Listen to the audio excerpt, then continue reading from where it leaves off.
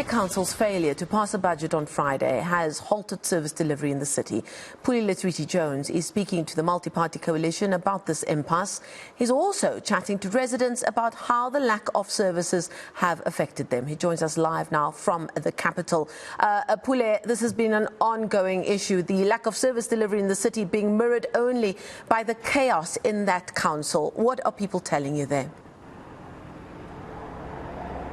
Yeah, well, people are quite furious, and people just want basic service delivery in the city of Tshwane. And yesterday, of course, it was all talk around the adjustment budget not having been passed, but we've gotten confirmation around the draft MTREF, which was a legislative requirement, did pass through council.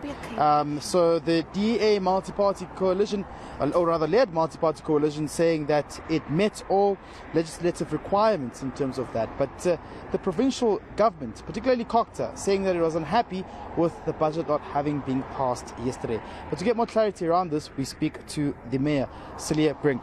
Thank you very much for joining us this midday, Celia.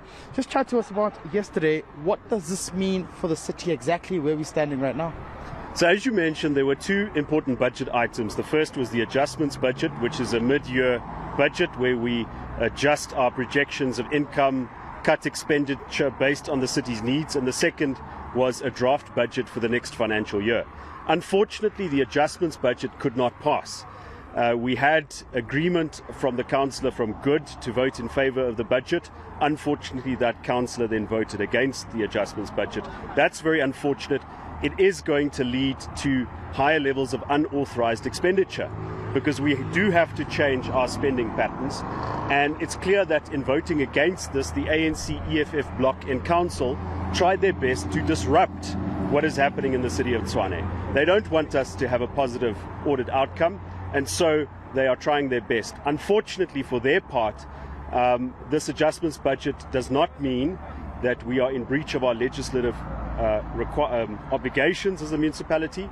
I've seen the statement released by the MEC for local government in Gauteng. Very happy to talk to him and explain what the obligations is that the province has under Section 154 of the Constitution, which is to support local government. So safe to say we're far away from the city being placed under administration at this current moment. So if we had failed to pass or to table a budget for next year for public participation, then we would have been in trouble. Because remember, it takes about a month and a half to consult the residents before we bring a final product for the next financial year to council. So luckily we've got that. There is no legal grounds to place the city under administration. And if the MEC wants to talk about how he can assist us, I'm willing to do that. So what is required to pass the draft budget? Do you still need the numbers in council or not? So we do. The situation in council yesterday was that one of our coalition members had an emergency operation. He couldn't be in council, and of course there has been a ward councillor that resigned. So it's going to take some time to fill that vacancy, but as soon as our other councillor is up and going again, our majority is restored. Many are saying politicking has taken centre stage, particularly from some within the provincial government as well, to try and place the city under administration. Is that a view as well? I think there was a deliberate attempt to try and block these budget items from going through. And I think certain councillors, not all of them, certain councillors within the ANC EFF bloc believe that they could benefit from the province taking over the city. Unfortunately, the reality is that nobody will benefit. Only those with contracts, only those who can squeeze favours out of the system. The last time Tshwane was placed under administration, it was financially devastating for the city. Services deteriorated. In fact, we're still trying to recover from that period. Right. And then what's the updates from your side with the city having been received an adverse finding from the Auditor General, 10 billion being unaccounted for? Is this something you're still looking into? Because clearly heads must roll here. Yeah, that is very, very important. There has to be a clean out and there has to be rigorous accountability measures. We are tracking on a bi-weekly basis how the city is responding to the findings of the Auditor General. The Auditor General has promised to send somebody to help with the audit and to basically put together the financials for the last financial year again. On Monday, I'll have a press conference in which we will disclose a number of things that I have discovered under my mayoralty and the action steps that we're going to take to put the city back on a sound financial footing. Have you been to the residents? Have you been in the township? Have you been in the suburbs?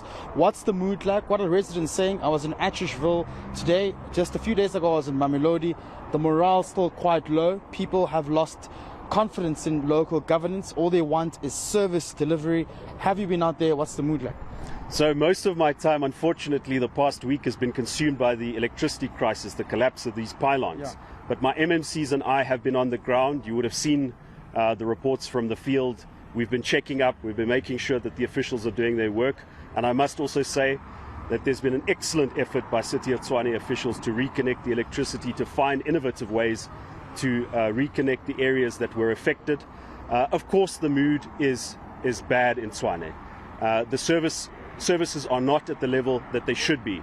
It's going to take time to stabilize the situation, but my MMCs and I look forward to crisscrossing every corner of the city, to giving residents a realistic assessment of what can be done, because it doesn't help promising what you can't deliver, and to get feedback from them about the important issues as we build up to a budget and IDP process. All right, just lastly before I let you go, obviously there's that situation latest there. Eskom releasing a press release around the pylons which are affected in Hammanskraal. This comes a few days after we saw what happened as well just near Silver Lakes and Garsfontein, the pylon there being targeted. What is the latest here, and is this quite a concern for the reputation of the city? Yeah, so just to be clear, there were 7 pylons that collapsed in Tshwane, which is the responsibility of the city. There was an indication that 3 of them had been tampered with, either theft or vandalism. Then the very next day, Eskom pylons collapse in the north of the city, blocking the R101.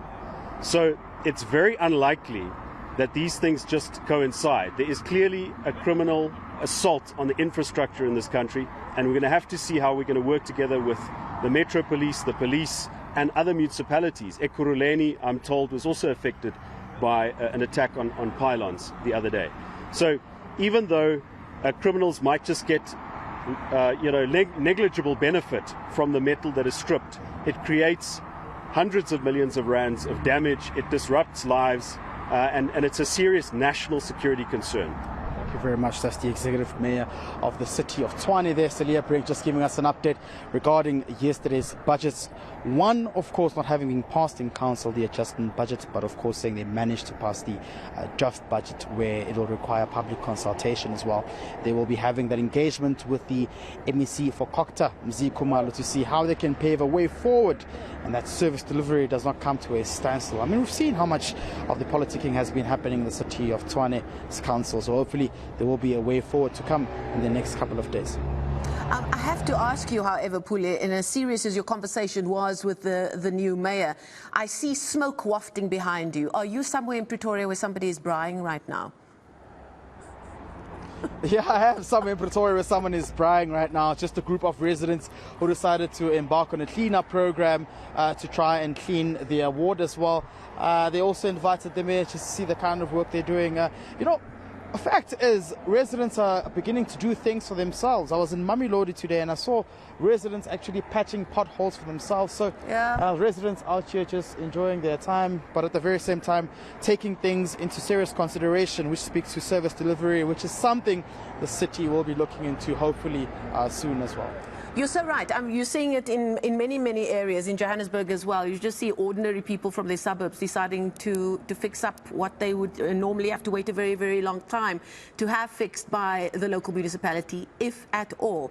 Thank you so much for that. That's Pule Letshwiti-Jones reporting to us live there from Pretoria. And of course,